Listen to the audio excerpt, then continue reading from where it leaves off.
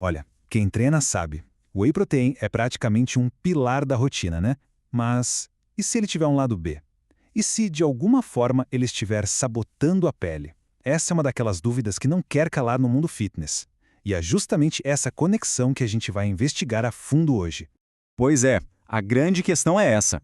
Será que o suplemento mais famoso de todos, aquele para ajudar no ganho de massa muscular, pode ser também o vilão por trás do aparecimento de espinhas? É uma preocupação super válida que muita gente tem. Então, vamos ver o que a ciência e a biologia têm a dizer sobre isso. E vamos combinar, não é para menos, né? O whey protein virou um verdadeiro gigante no mundo da suplementação. Pensa bem, é prático, o corpo absorve super rápido e é muito eficaz para ajudar na recuperação dos músculos. Mas olha só, é justamente essa popularidade toda que faz a nossa conversa de hoje ser tão relevante. É que junto com essa popularidade toda, bom, vem um dilema. Porque não é raro ouvir relatos de gente que começou a notar problemas na pele logo depois de incluir o suplemento na rotina. E esse tipo de história é incrivelmente comum, sério. É o relato de muita, mas muita gente mesmo que percebe, opa, comecei a tomar whey e de repente, mais espinhas, mais cravos. E aí, claro, a suspeita cai toda em cima do suplemento, né? Começa aquela pulga atrás da orelha sobre uma possível relação direta. Ok, agora vamos entrar na parte mais interessante. Qual é o mecanismo por trás disso? Porque a verdade, e isso é crucial, é que o whey ele não causa acne diretamente. A discussão científica, na verdade, é sobre como ele pode, digamos, preparar o terreno, sabe? Como ele influencia alguns fatores que criam um ambiente mais favorável para o aparecimento da acne. E para a gente entender esse processo, tem um nome que a gente precisa conhecer: IGF-1. Pensa nele como um hormônio super importante para o crescimento no nosso corpo, o que, claro, é ótimo para os músculos. Só que ele tem um efeito paralelo que interessa muito para a nossa conversa aqui. Ele pode meio que apertar o interruptor das glândulas que produzem a oleosidade da pele. Tá, então, como é que essa reação em cadeia funciona na prática? É uma sequência, uma coisa levando a outra. Vamos lá. Primeiro, a pessoa consome whey protein.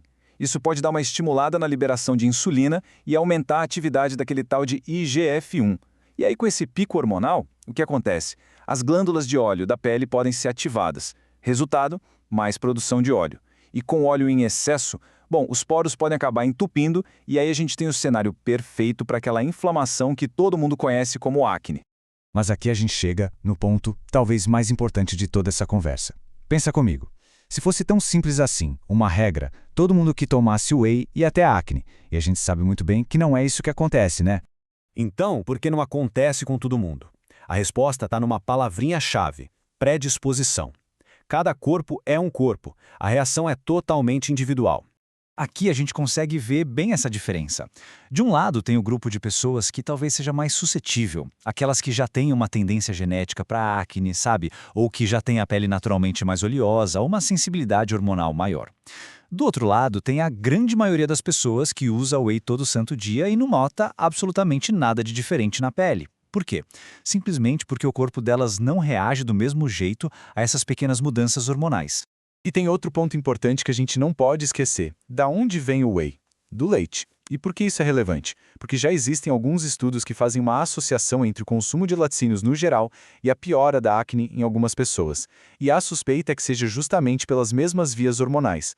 Ou seja, isso adiciona mais uma camada de complexidade nessa história toda. Bom, com toda essa teoria hormonal na mesa, fica a pergunta: o que a ciência, de fato, já comprovou sobre isso? Vamos dar uma olhada nas evidências que a gente tem até agora. E olha, a resposta mais honesta, por enquanto, é a seguinte: ainda não existe uma conclusão definitiva. Embora a teoria faça sentido e os relatos pessoais sejam muitos, a ciência ainda não bateu o martelo. Não tem um sim ou não cravado. Mas por que essa incerteza toda?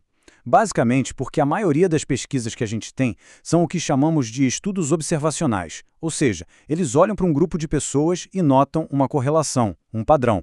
Mas correlação não é a mesma coisa que causa e efeito, entende? Grande parte do que se sabe vem de relatos de caso, de experiências individuais.